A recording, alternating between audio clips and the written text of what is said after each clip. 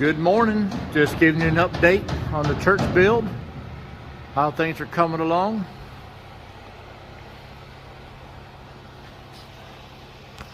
Working on framing in the cupola.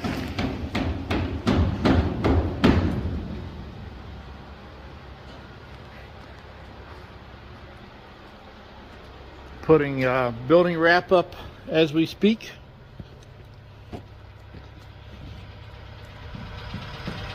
This is the front of the church.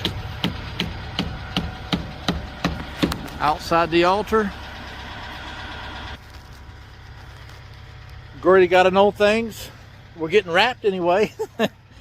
Waiting on a God to send us a roofer. So keep that in your prayers if you would. We're here in Cross Keys, Virginia.